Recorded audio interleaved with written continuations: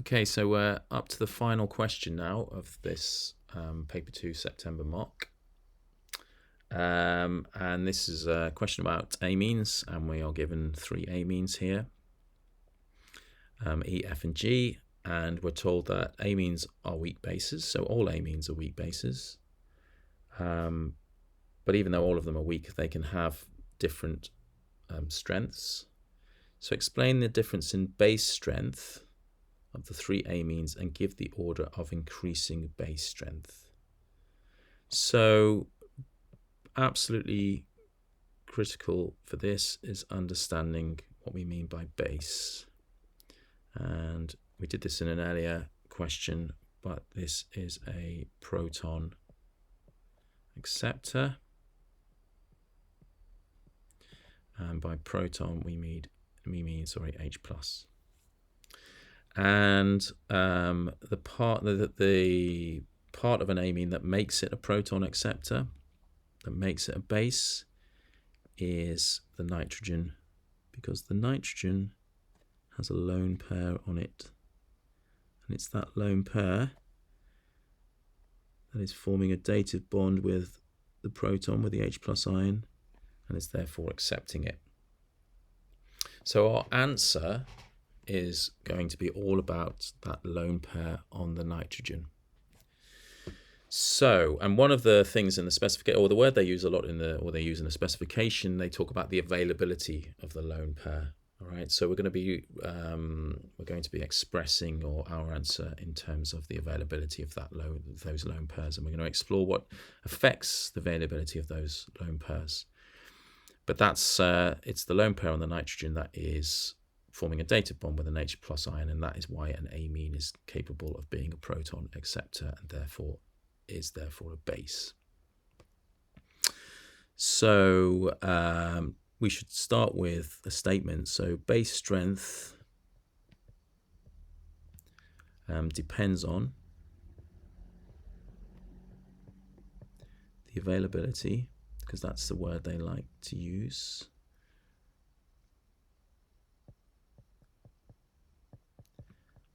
and the availability of the lone pair.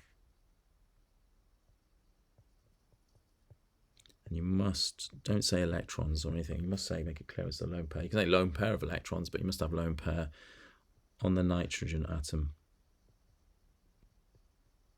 All right, so everything we're now going to say is going to be in relation to the availability of that lone pair.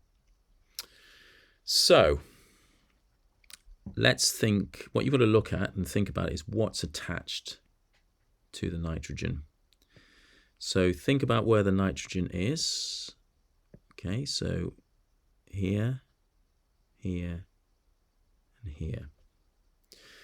And in E, we have got the nitrogen directly bonded to 2 hydrogens, right? So nothing much to say about those.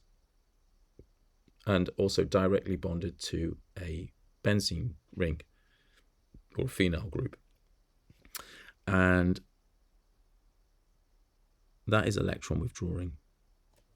Okay, and the reason for that is because the lone pair of electrons on the nitrogen can become partly delocalized, or can be become part of the delocalized system. So basically, it's reducing the electron density of the lone pair on the nitrogen. Some of it is going into the ring. Okay, so in E, the nitrogen is attached to a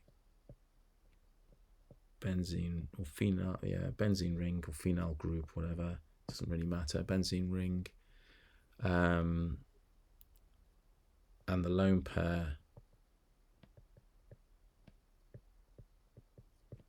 on the nitrogen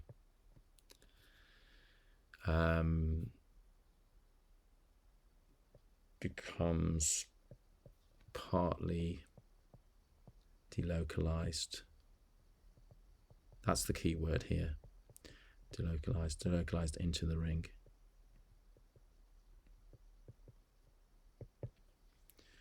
This means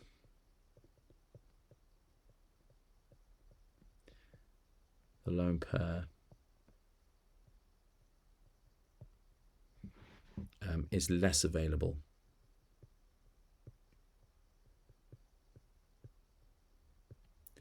to accept a proton or to accept an H+ ion.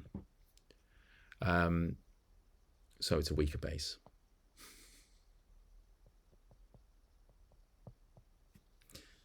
You can get away with not being quite as thorough as this, but you know, we want to be thorough, don't we? We do need to make the key points though. All right, so let's look at the next one. All right, F. Now if we look at nitrogen, just like with E, it is bonded to 2 hydrogens, but it's also bonded to a carbon. Now you can see that there's still a phenyl or benzene ring, a phenyl group or benzene ring in this molecule, but it is not, and I must stress, it's not directly attached to the nitrogen. So if it's not directly attached to the nitrogen, it's irrelevant in terms of its impact on the nitrogen. So what we do have essentially though is an alkyl group attached to the nitrogen, and an alkyl group is electron pushing. Okay, so we've got an electron pushing group on the nitrogen. So, oh yeah, not many lines there, were there? But anyway, in F, the N is attached to an alkyl group.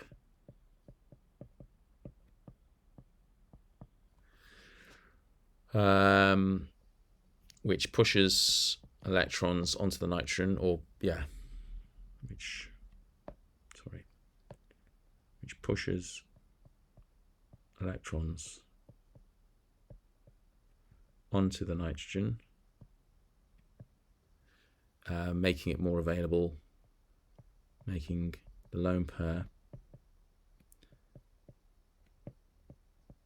more available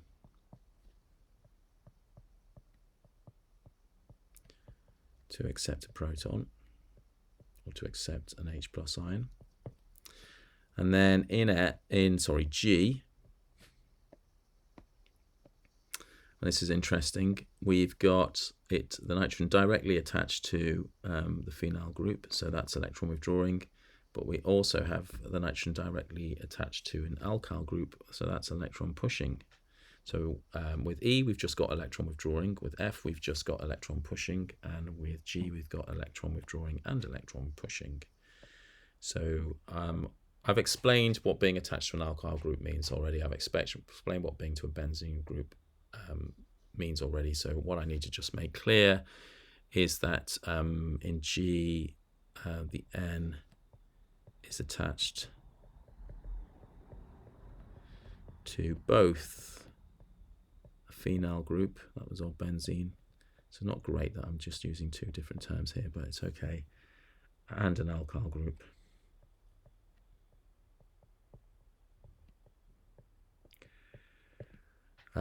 Therefore, the order of base strength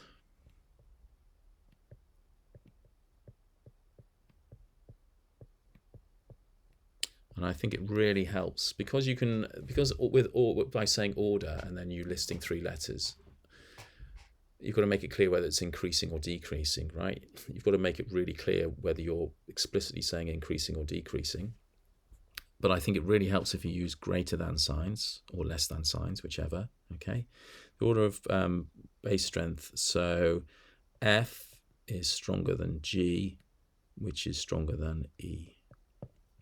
And that was because F just had an alkyl group attached to the nitrogen, G had an alkyl and a phenyl group attached to it, and E just had a phenyl group. And I've explained what the impact of those different groups are.